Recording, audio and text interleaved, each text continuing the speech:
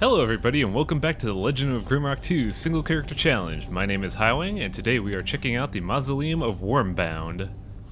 That's actually not a clever pun, that's the name of the two individuals that are encased in these tombs.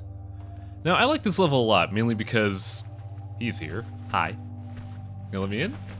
No? Okay.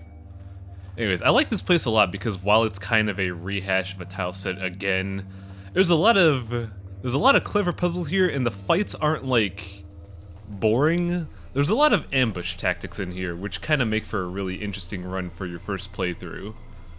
For now, though, I'm just kind of looking around. There's a save crystal. I don't see the lever that I'm supposed to use to open it, but here's where we get a little bit of insight on the story of this area.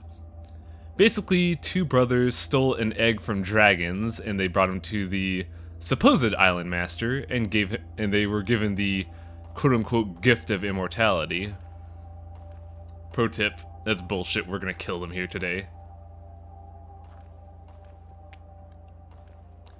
The mausoleum is an interesting place. It's a bit of a long video. It's like this is gonna be roughly an hour. I felt like if I cut it into two pieces, the second half would be too short, so there's that.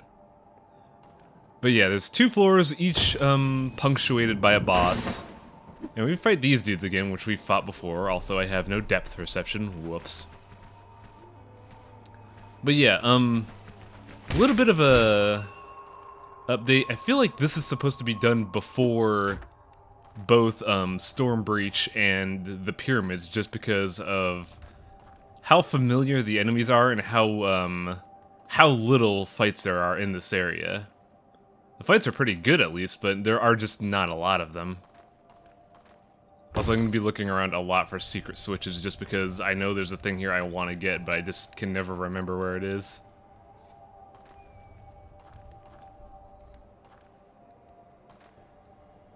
Such as this.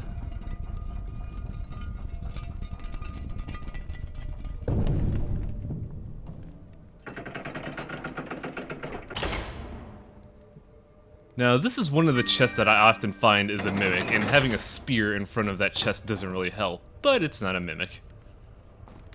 The bracelet there is alright, it just gives you, I believe, yeah, that one is accuracy. That's pretty good for, say, if you run a Minotaur with low accuracy or a ranged character.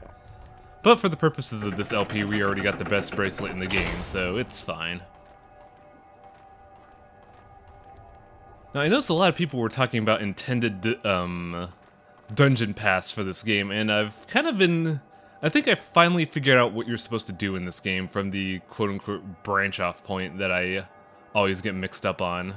By the way, here's a dirty fight. You could get easily ambushed there. But for the supposed path, for that game, the first fork point at Forgotten River, you're supposed to do the bog. I believe that is entirely intended just because of how they present it.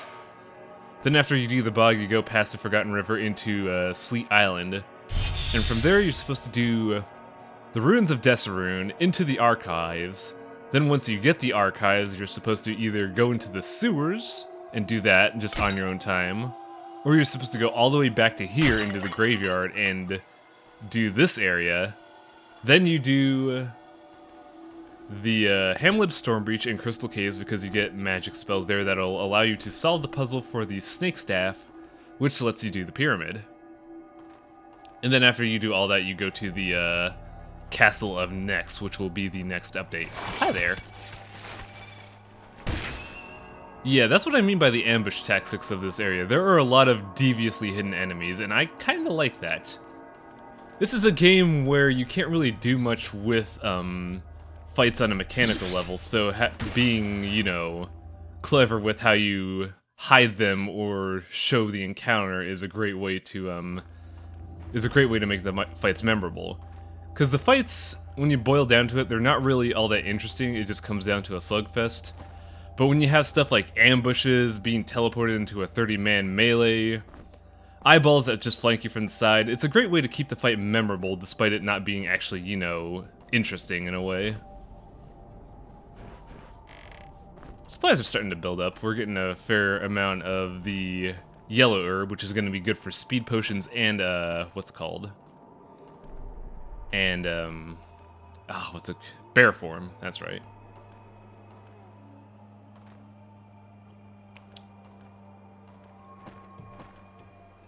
Now this trap is kind of mean, but it's also necessary to progress the dungeon just because it gives you a key puzzle clue. So how the hell do I miss that backstab? What's going on? But basically, I believe it's 2 Crusader packs and a crossbow zombie. Though I believe I edited one out just because of how long it took. Also, a while ago, while I was talking, we got the, we found the ball and chain, which is, a rather low-level weapon. Like, it's got the same ability as the maul, where if you charge an attack, you get a stun attack, and the damage range is lower than the maul, which leads me to believe that you're supposed to do this before Storm Breach. Also, that teleporter leads to a puzzle, and for here, I thought it was progress, so we're gonna watch me bumble around for a bit. I apologize. Like, for this area, the layout kind of confuses me, because the first floor I could never remember, but floor 2 is very, easy to remember just because of how linear it is. By the way, when you open up the save point, you fight 2 more packs of Crusaders. I'm gonna be fighting a lot of familiar enemies here. I do like the fact that they are often hidden behind traps and just ambush you, because these guys are nothing.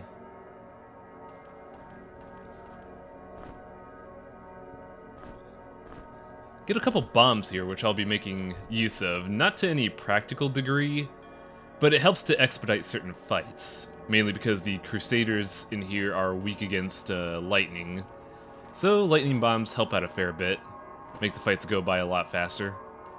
Especially since we're a, we want to be a mage with all the willpower we get, apparently, but we're not a mage because we're so dumb. Now here's a fun puzzle.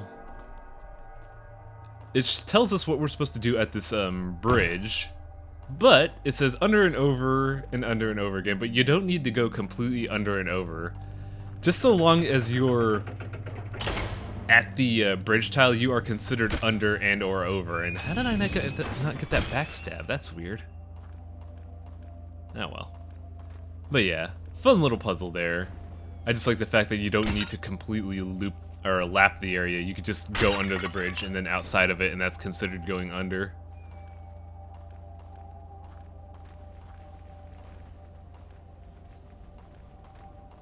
Now around here, we get a couple fights that I'm trying to find, but they're just, you know, being coy and not giving me the time of day. There you are. A lot of beholders in this area, which doesn't make a whole lot of sense to me, because it's a mausoleum and I don't know what an eyeball would be doing here. Also, man, they're kind of shy. Like, I always thought the eyeballs were really reckless, but for this playthrough, for whatever reason, they are very cautious. And there's another ambush that always throws me off. Especially when that enemy can paralyze you, so you just walk into there, one of your dudes is paralyzed, you don't know what to do, so 633 damage backstab, let's get out of here. Now around here is one of the boss fights. But I think at about this point I realized, hey, wait a minute, this is progress. That other teleporter is actually a optional thing. Yeah, you could see the worm-bound dude right there. He's ready to go. But I don't want to fight him quite yet. The boss fights in this area are cool in my opinion. There's some slight design kinda like some poor design choices in it, which I'll discuss during the boss fight, but in average, I think the boss fights here are cool. Now that sign, which I kind of blaze through because I am kind of running on fumes here after recording for 4 hours, said, with ice underneath I strike at thee, which is an obvious tell to a elemental statue, or an elemental, but I don't know quite what that means. What you're supposed to do is find an ice elemental statue and put it there. But that puzzle could also lead to believe that you should cast an ice spell there, which you're not supposed to. Also, we got a huntsman's cloak, and I could have gotten that way earlier in the game, but I didn't because of the path I took. Which, now that I think about it, probably would have helped a lot more than I gave it credit for. Also, man, those red caps right there, they're gonna help a lot. And a free potion. Yeah, red caps are really important in this game, and they show how valuable an alchemist is in this game, because infinite red caps are just great. Also, here's me deciding to go back to that teleporter because that's a puzzle for an item we're not going to use, but it's another prize that's really great.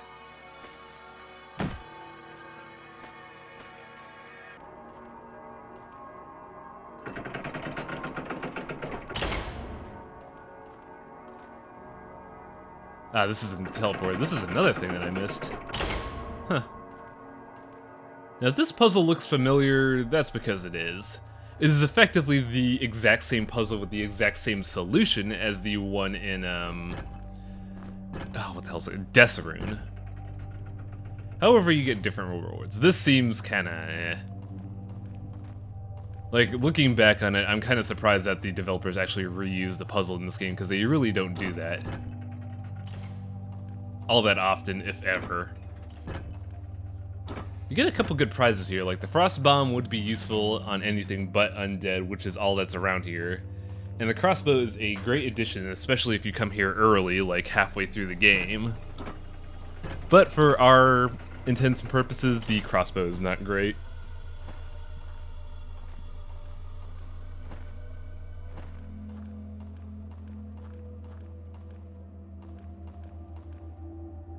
Yeah, there was the ball and chain that we picked up. They call it the mace, I think, but it's just a ball and chain.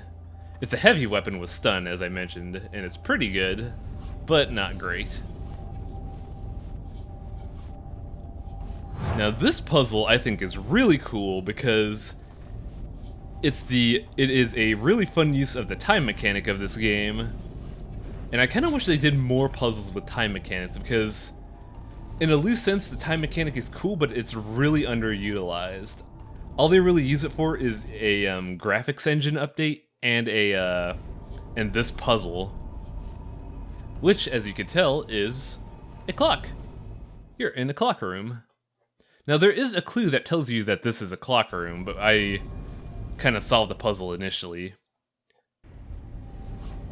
But this puzzle mainly involves a lot of sleeping to get this key. Then you go over to the other side of the room and do some more sleeping.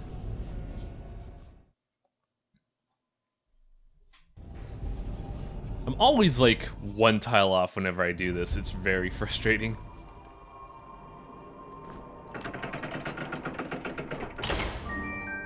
Now, we did all this for a weapon that is quite possibly the best heavy weapon in the game.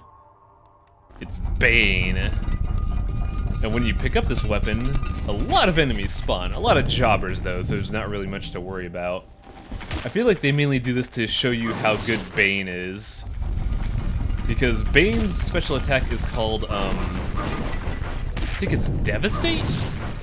But what it does is, it's a heavy damage, high crit rate, armor-ignoring attack. Hello. It just does a boatload of damage when you have full weapon mastery. And you need full heavy weapon mastery to use Bane, because it's, it requires 5 heavy mastery and 1 crit hit rate, which is alright. Like, I can understand why they put the crit hit rate there along with the weapon mastery. But yeah, this fight is not all that tough. It's mainly demonstration purposes to let you have fun with Bane. However, the kamikazes are really rude, and I wish they wouldn't do that.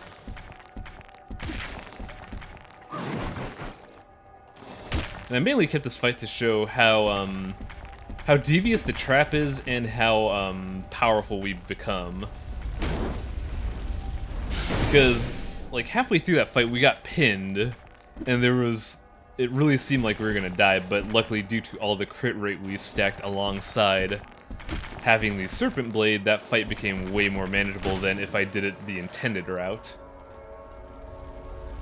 And it also doesn't help that in the other side of the puzzle in the clock room for Kamikaze spawn. We've only seen 3, which is probably something I should have paid attention to. But yeah, I'm taking my prize. Yeah, Bane's special attack is called Devastate.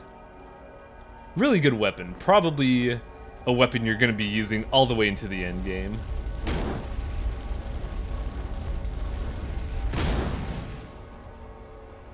No, I don't think...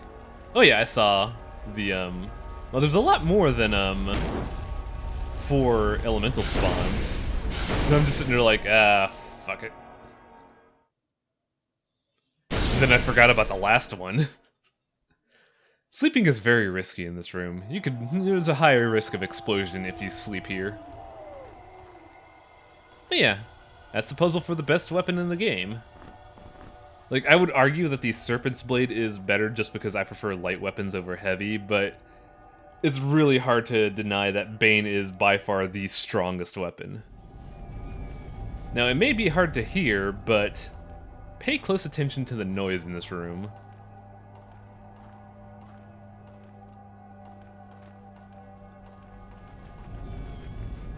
Yeah, you can barely hear it, but you could hear a ticking sound every second. And that is the clue to how this puzzle operates. I think what the developers intended you to do was go down first to see if there's any items, then you would hear the clock clicking and then notice that there are 12 squares in this room, which leads you to believe, hey, this is a clock room. And also, the corners are missing because that's where the enemies spawn from. Now that we've done all that, let's progress the dungeon.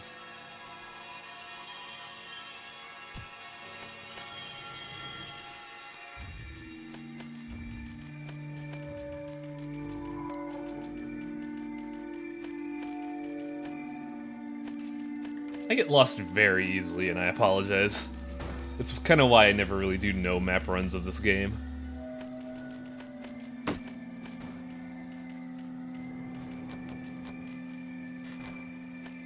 I think at this point I'm also trying to figure out how to get to a certain point in this dungeon, because I'm thinking the boss is supposed to be the end point, but in actuality it's the midpoint of the first floor. Now, these bosses are really tough in their own right. Like, they are ridiculously hard, which is kind of why I got the Jeweled Scepter of Ruling. Now, for these fights, in general, you want to be really cautious and mind your surroundings. Especially for the single character challenge, you kind of want to find a way to get the boss on his own, get some speed potions, and just beat him up. This is, in all essence, a slugfest. But it's a really exciting one, in my opinion.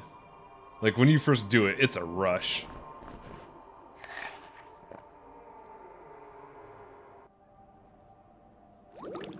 I also died once because, head wounds suck. Always prepare potions ahead of time.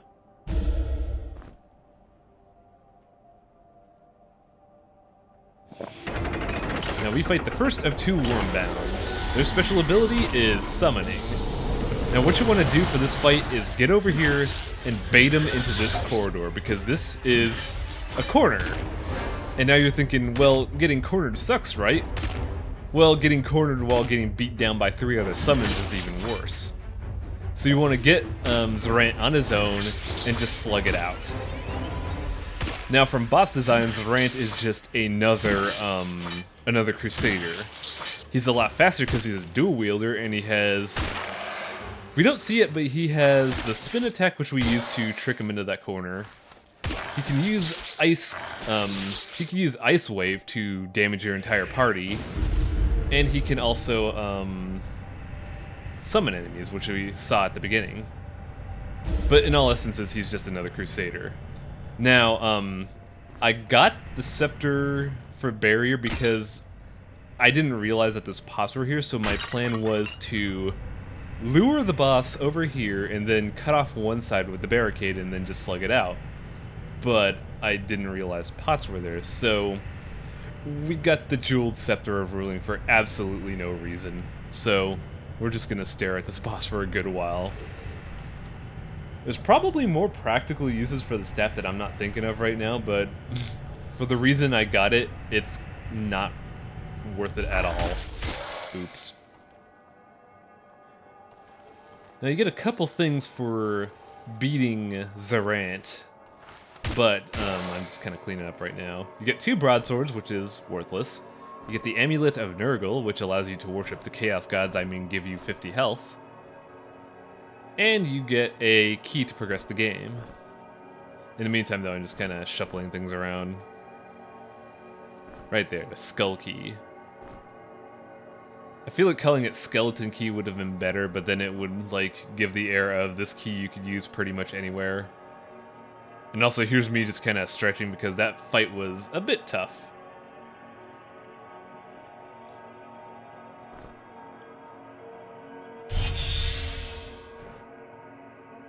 Got 3 charges left on my Force Field Staff. Don't think I'm ever going to use them either, because I don't think there are any fights later on that have that use. Actually, I could think of one now that I think about it, and I might have to do it there, actually. Now here's a place to use a gold key. Pretty good piece of equipment that we're not going to use. It's the Meteor Shoes. Bye. Yeah, if you want to get the full Meteor equipment, you're going to be spending gold keys, which is kind of why they give you a gold key when you get the Meteorite chest as well. At least that's what I'm assuming was intended. It's really suspect. Like, you get a piece of equipment and a gold key, and then you need a gold key to get another piece of the same equipment set, so it feels intended, at least.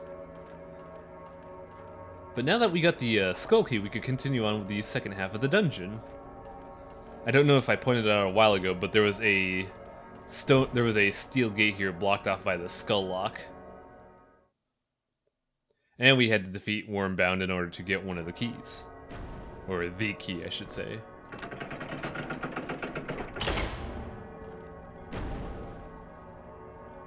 Now this is probably my favorite puzzle in the game.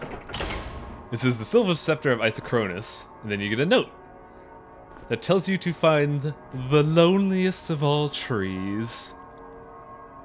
I don't know why, but that puzzle just makes me laugh so much. You just look at this place and it says, in a place where you cannot escape from the sun, you can find the loneliest tree. It's like something out of a kid's book. But basically, that puzzle's telling us to go back to the desert and go to a specific spot in order for us to get a scepter. This scepter has practical uses. It allows you to cast invisibility without specking into it, so that could be very useful.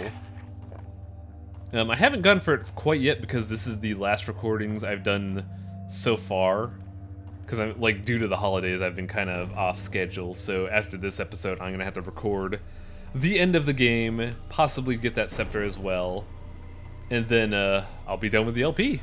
It's short but sweet. I want to say 2 to 3 more episodes, depending on how I want to segment the last dungeon. But anyways, here's another here's another set of projectile puzzles that involve teleporters.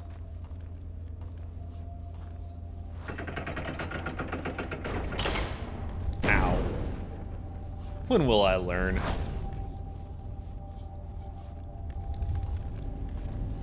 Now around here is a puzzle that I kind of spaced out and don't remember about it and kind of goof up with. Now by the merit of fucking up this puzzle, I also trigger a fight that I'm not gonna do. Because based on where it is, it's 3 zombies in a very tightly enclosed place, and I'm not gonna do that. Just because zombie fights are boring, and here you can hear the zombies spawning, so I'm just like, yeah, nah, we're not gonna do that. We don't even gain anything out of fighting, so what's the point? So after we fast forward back to that puzzle, it's a timing puzzle. You push it and then you don't even think, you just backtrack to open this area. This gets you the crystal helmet. Well, that's cool. See you later. You also get the Ice Guardian figure, which is what we're really after. Because as I mentioned before, that is the item we need for the puzzle that is blocked off by a force field. Now, if I remember right, the item we get here is ice resistance even more, so it's not 100% useful, but it's funny, as we'll see later in the video. Yeah, we get the Tome of Water, which just gives us cold resist. Pretty good.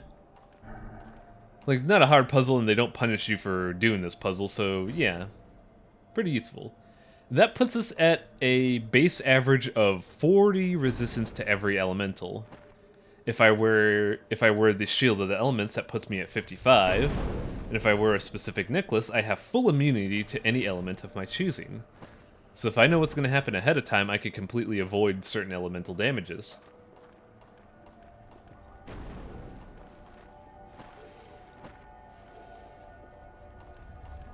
I think that's it for this specific room, though.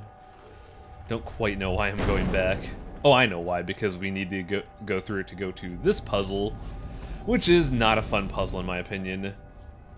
This is a puzzle of timing, and you're completely blind, barring one look of it. And I completely forgot about how the puzzle worked initially. What's going to happen is a corridor is going to go take a lap through teleporters. It's going to go down, take a right, hit a teleporter, go right back, and then go into the crucible. And you use that lever that I was manipulating to do it. The timing for it is once you see the light enter the side of the screen, that's when you pull the lever. In doing so, we get a crystal flower and red cap, both really important.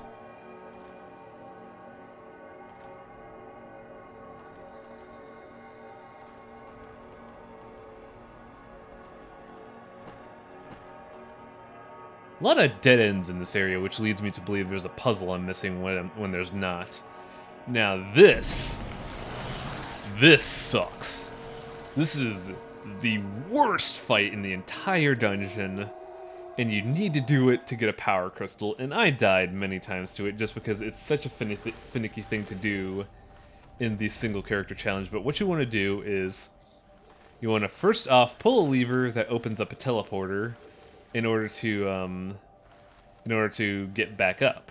Then once you open that teleporter, you want to wait for the zombies to, you know, have a brain, go into the teleporter and meet you, where you do a one-on-one fight and slug it out. Now there are eight ghouls in there, and they have high HP values, so this fight's not fun, especially when you're trying to set it up like I am. It's just, ugh. This is just a... I'm hard-pressed to say it's a poorly designed one, because when you're doing a regular playthrough, you can just slug it out and easily get through it. But man, it just feels like such a chore to do, because you have to fight 8 of the same enemy at once. So let's just skip all those fights. Scout's honor, I did them legit by fencing. Now one of the levers opens up a gate to progress the game. One opens up a gate to the power crystal. That puts us at 2 of 3, or 2 of 4. You get a falcon scar, you get a few assorted pieces of equipment, and then there's one lever that I don't quite know what it does, honestly. We're gonna come upon it really soon. Yeah, this lever, I'm not quite sure what it was. Like, I don't even hear a trigger. It might have done something way far off in the distance that I didn't recognize, but, yeah, if somebody could point that out, that'd be pretty appreciated. But that is, for the most part, all of floor 1.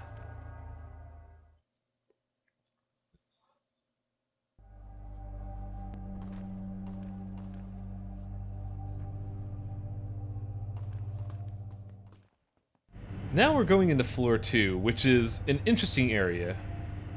What's going to happen in floor 2 is that there's a lobby that is sectioning off 3 specific trials that you have to undergo. Each of those trials has a skull key, And those keys are going to unlock the fight to Oral Wormbound. And I'm going to spoil it all for you right now. Oral is the exact same fight as Zaranth. There's no difference. The only real difference is that Oral is surrounded by two beholders. And he can also summon, while Zaranth just had no one to fight with. But yeah, this is where the other power gem is. You also get a couple black mosses. Now this is cool because you get 2 black mosses here, which is effectively a free revive potion if you've been training your alchemist properly. And a little bit more for the road. You got the Sanctuary, the Laboratory, and the Inner Sanctum, I believe, were the 3 areas here.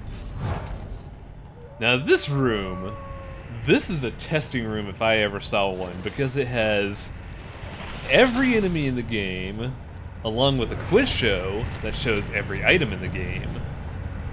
Now the quiz show is... I like the quiz show, it's a fun puzzle. And this room is actually pretty clever because it's... like, even though it's effectively a test room to see enemy AI patterns, it's a pretty cool way to repurpose it into a puzzle. But each quiz is what is off among the rest. The last one was a branch among 3 gold items. This one was a potion among 3 foods. This one's a little tricky. What's happening is the other 3 items are items you equip on your arms, while the last item is something you equip on your head. And I almost fucked up because I considered the throwing weapon the off weapon, which it's not. Hello, Warg. This one is consumables versus a piece of equipment. This one is kind of tricky because it's enemies that can cast status effects versus the one who can't. Which is kind of tricky because it's 2 poison enemies and a disease enemy, so somebody might pick the slime thinking organic versus inorganic. And the last puzzle is flying versus non-flying enemies. And that leads into this hellscape. Now this puzzle kind of disappointed me because what you're supposed to do is douse the torch lights in order to see the regular lights in the room, and you'll find the safe path out. What I kind of wish they did is that I wish the puzzle also considered your light spell or any torches you had on hand, but they don't, which is kind of a missed opportunity to me. It would have made the darkness spell feel a little bit more practical. Now, this will lead to the skeleton key, but we also want to press a secret switch, which is really ingeniously hidden, by the way. I actually didn't know about it until my practice playthrough because I suspected something at hand. But we kind of need to do this because the secret holds the necklace for fire resistance, which is something we really want. Now, along this wall is the switch we're looking for, but I can't remember where it is. Ow.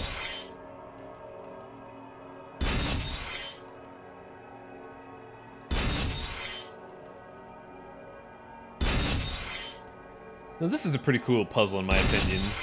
Just because they tell you what to do, but there is that torch that is hidden off in the spikes that you might not notice initially, so it's a pretty devious way to mess with new players. And there's that switch. And I'm safe. I'm totally not gonna die here. See? I'm fine.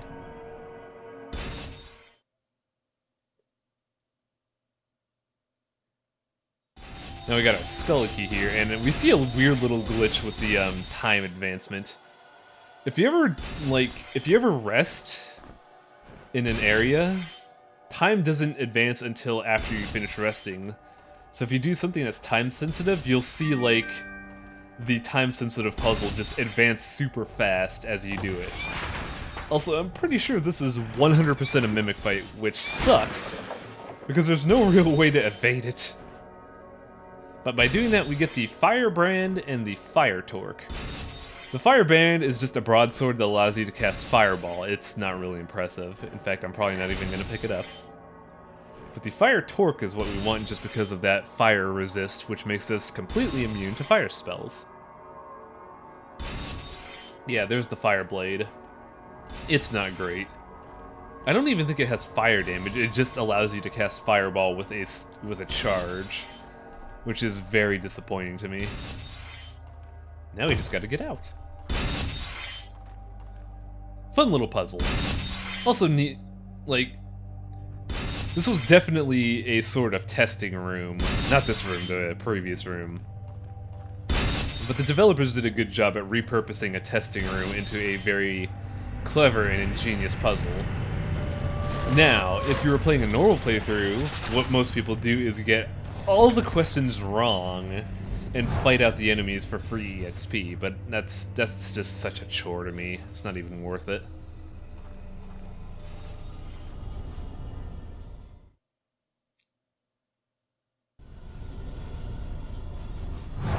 Now this room, whoo boy, this room makes me mad.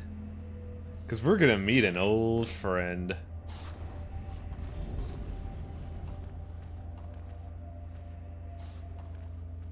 Did you manage to catch him in that split second? The trickster is right there, and he's stepping on a switch. The moment you enter the room, he steps off that switch, which opens up 5 hidden doors and 5 enemies, and you still have to fight the trickster while he's doing all this. So this fight kind of sucks, but there is an easy way to cheese it. And we're gonna see how to do so by showing off this part of the fight. Notice how I'm getting beat to shit right here. And then the trickster has, you know, chased me down, which is kind of garbage, but a keen eye would have noticed that the teleporter is not closed. So guess what we're gonna do?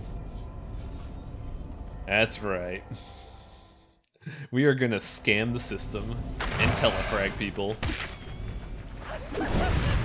Telefragging is not a recommended way to do it just because only 2 enemies come up to the teleporter. And you can't telefrag the trickster, I believe. Like, he either stays away from the teleporter tile or he just doesn't get affected by it. Also, he's dead. Wow, that was quick. That was like way quicker than the fight at Storm Breach and at the desert, which leads me to believe you were supposed to go here first. But yeah, now that that's done, we just have to clean up all of the zombies that the trickster was keeping hidden. See, that's kind of why I like the trickster so much. Every time you fight him, it's never just a plain old fight this dumb leprechaun thing. There's always a neat little gimmick, or trick, or rude trap that he has set up beforehand, and it's really great. It gives the boss the personality that makes you think, I'm gonna fucking kill you. Right now I'm looking for supplies. I totally forgot about these bombs, which are great bombs. Always keep these bombs. Like, never pass up an opportunity when the game gives you supplies. Luckily, we also got another red cap. Supplies are getting really tight, so I'm glad to see those red caps coming in. Now here's a tricky puzzle, just because it requires timing and knowing that you have to drop something through a gate rather than tossing it. Now here's the tricky thing too, it's a bit of a timing puzzle, so if you don't time it right, you're not going to find the opportunity to throw the rock properly. And I apparently can't figure out timing for the life of me. But the bad thing about this puzzle is that, once you throw that, if you throw any item there, you're surrendering it. Because there's gonna be, what's gonna happen is, once you step on that switch, the force field disables for a split second. And even if you think you can, like, do it from the other side, no you can't. There's no real way to, trigger that switch and get to the other side in a decent amount of time. So we're effectively surrendering that rock to the ethers. Now here's a really tricky puzzle to do, for me at least. There are 4 of these little receptacle puzzles. Each of them is keeping a force field from being shut down. Now, we only need to do 3 of the 4. We could progress without doing the 4th one. But the fourth one protects the treasure chest with a really good item. And I believe the path to another treasure that we actually want to use. So, a little bit tricky. Mainly because of the two back there. Because those two make it really hard to just, you know, get in there. If those two in the back are desynchronized, it's really hard to just get in and get to the other side without breaking one of them. But luckily the last two are asynchronous, so eventually they will be split up. Actually, you need to do 3... Yeah, you could ignore the last one. The last one gives you a Diviner's Cloak, which we already saw, and 2 pieces of food. Diviner's Cloak is pretty good. Extra energy always helps in a regular playthrough. But by doing 3 of 4, we get to this treasure room, which gives us the Knuckles of Steel. These are the only knuckles in the game to give dexterity, at the cost of 2 strength for us. I won't be using them now, but later in the LP when I lighten my load, that's gonna be the glove I bring to the end game, just because it's extra dexterity, which means extra damage, which means less time fucking around. I would highly recommend keeping the Knuckles of Steel on any frontline character. It has very practical use. It allows a Minotaur to be more accurate. It allows dual-wield rogues to be more damaging and more accurate as well. It's just an overall good item.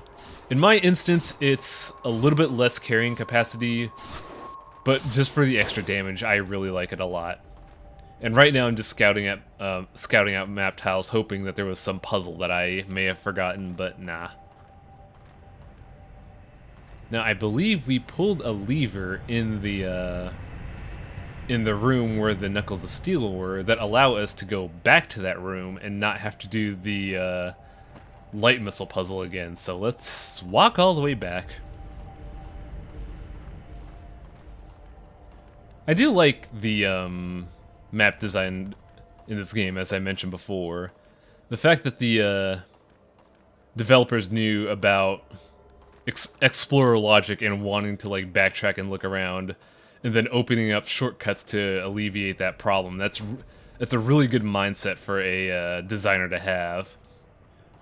You never really want to make someone go through the entire dungeon all over again. You kind of want to give them a little leeway, just for a little taste of feeling clever.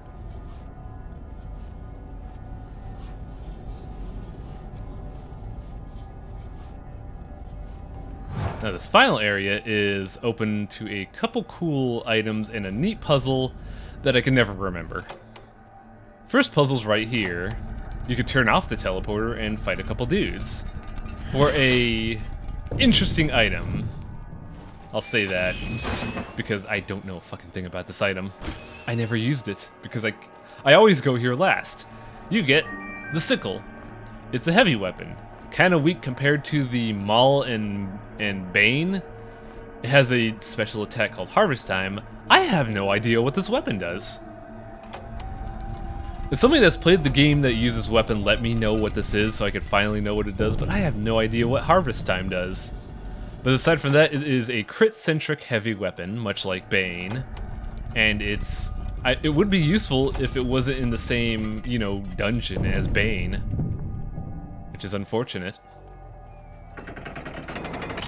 That was me realizing, hey, I'm low on health, I should probably rest. 'Cause look who's here. Hi! I feel like the placement for the scythe was kind of a poor decision on the developers. They should have either made Scythe closer in a place that we would have obviously have been to before this area. Either that or put Bane in a later part of the game. Like, say, I would have put Bane somewhere in the Crystal Caverns or in Hamlet of Stormbreach in replacement of the Maul. A, because the Maul feels kind of redundant, especially with the ball and hammer here. And B, just because with how painful Stormbreach is, you kind of need the power of Bane. Get a couple supplies here. Don't really need either of them. Whoops. Energy Potion would serve its purpose if I had a charge attack, but with the Serpent's Blade, you don't really have any use for MP anymore aside from breathing. Got a rage potion. Somebody in the thread mentioned that the rage potion also gives you an accuracy debuff, which would kind of make sense, but I didn't really notice it when I tested it out in bear form.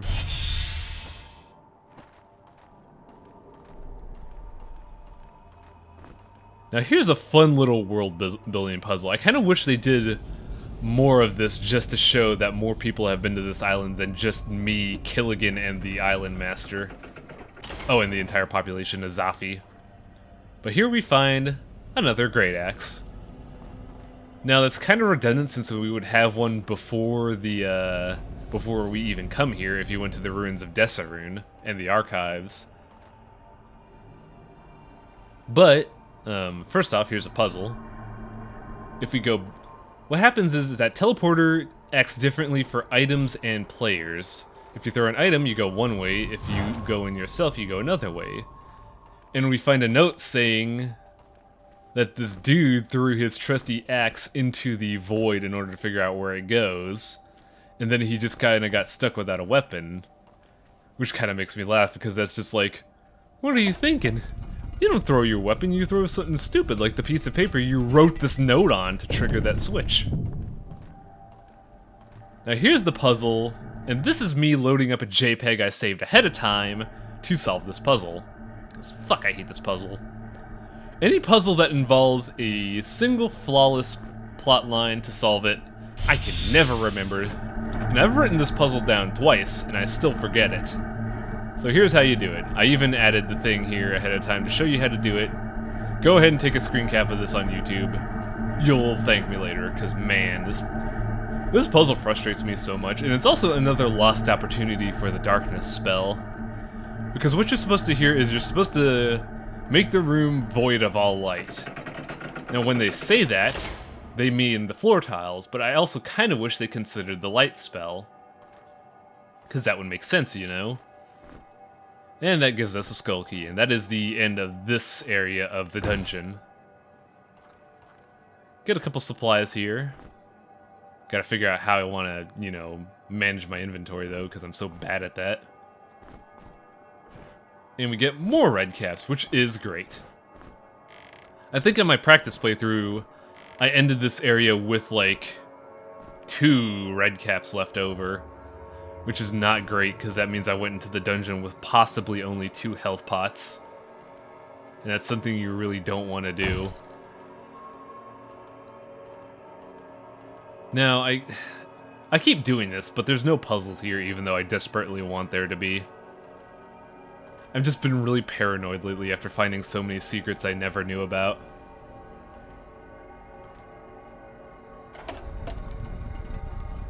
Now, much like the other rooms, they lead you to a hallway that lets you go back super easily.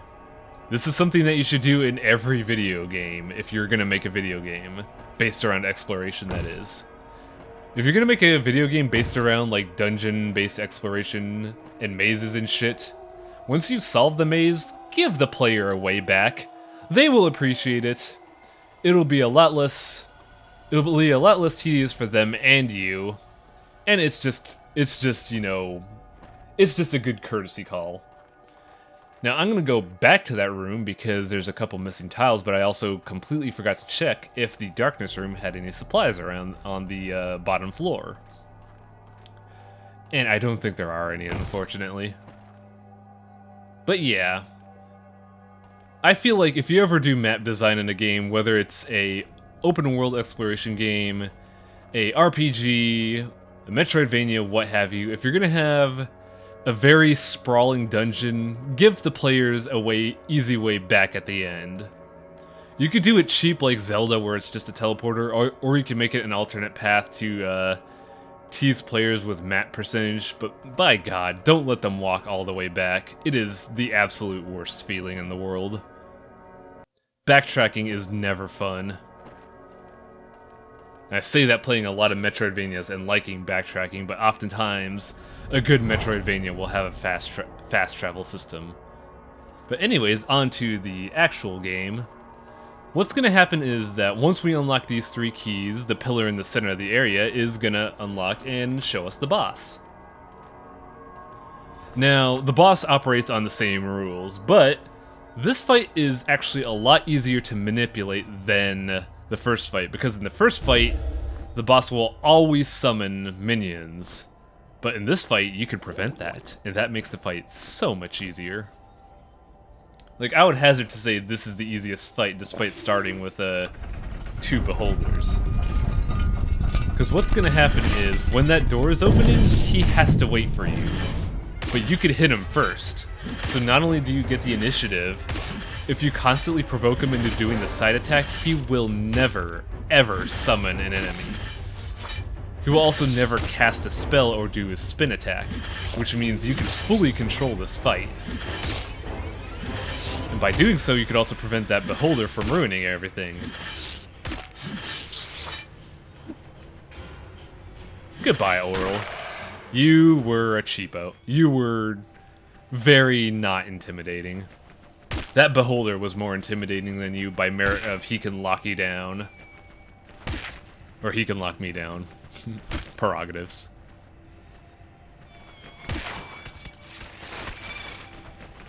I do like the fact that for whatever reason, after he attacked me, he was scared. But yeah, Oral gives you nothing, period. Doesn't even give you a necklace. What a rude dude. And that is the 19th power gem. We are so close, we just have to find that last one. But where could it possibly be? Who knows, maybe we'll find it someday. I'm kind of struggling here because I'm like, wait a minute, where do I... Oh, right. Missing hallway. And then I'm like, wait a minute, missing hallway, is there anything here? Nah, there's nothing here. Now, I feel like I missed a couple segments of the tomb. If you look at the map for that split second, you'll notice that there is a there's a spot missing in the center and the bottom right of the area. And more willpower. God damn it. Now here we get the Bracelet of Fortitude, which gives you extra health regen, which is good. It's great for expediting those rest cycles or just naturally regenerating your face, but I don't really use it. It's a good item that I never use, unfortunately. But yeah, you can see those 2 rooms, those 2 just voids where I feel like something should be there, but I don't know how to get to it. Huh. I missed that shield potion. But yeah, that is the tomb of the Wormbounds. Now we're not quite done. We have 7 power stones, and we also gotta show off, you know, how to get to the final dungeon, or we're just, you know, this is not a full LP. So we're gonna take a little bit of a walk.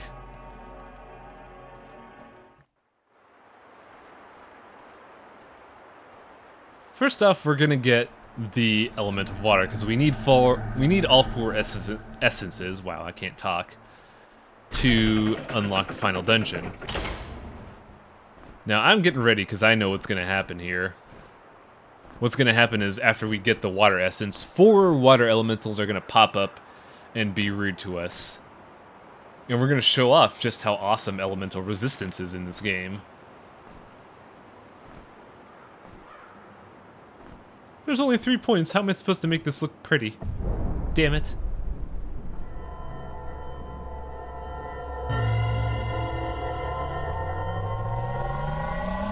That gets us a block of ice.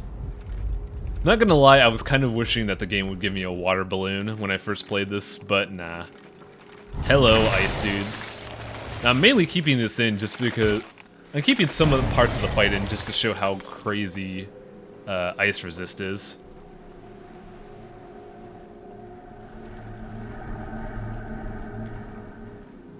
Now, after a quick trip back, we need to go all the way back to Forgotten River. More specifically, that castle we've been ignoring for most of the game. Yes, ignoring. You totally haven't gone back after a fit of ocean madness and just went crazy. Now here I'm demonstrating the Ether Blade. The Ether Blade, as I mentioned, is the only way to reliably kill the wind elementals. if you're a melee character. Also, once again, I've taken no damage from electricity, yet I'm wounded. This game, man, it confuses me so much.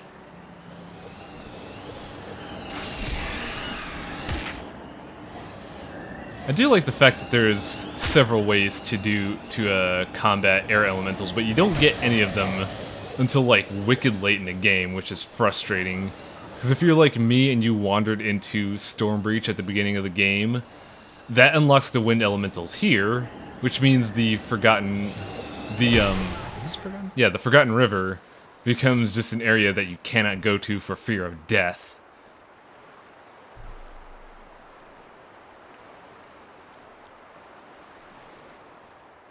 Now that we have everything cleared out around this area, there's nothing, absolutely nothing that will, you know, prevent us from progressing the game or, you know, ambushing us in a very rude fashion.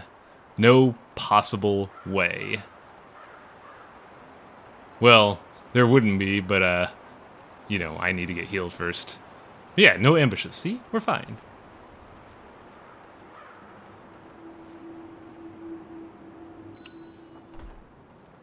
All we need to do is just go to the castle and next and put the elemental statues. We are not going to get ambushed along the way whatsoever. I'm totally not preparing for a fight that's going to happen.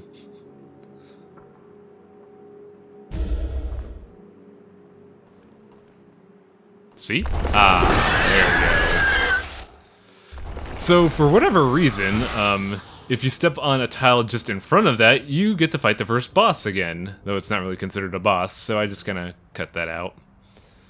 It's the same exact circumstances, you just need to, you know, get on the side and cut them. Now, if you put all 4 of these elementals in, the gate will open. And for those that, you know, saw the little teaser at the end of a certain episode, you knew that ambush was gonna happen. I just thought I recorded it in a clever way. But yeah, now we get to go to the island, we get to go to the castle next. And Vilson, you've been a buddy, but I gotta leave you behind for your own safety. Goodbye, friend. Next time on The Legend of Grimrock, the Castle of Nex. I'll see you then.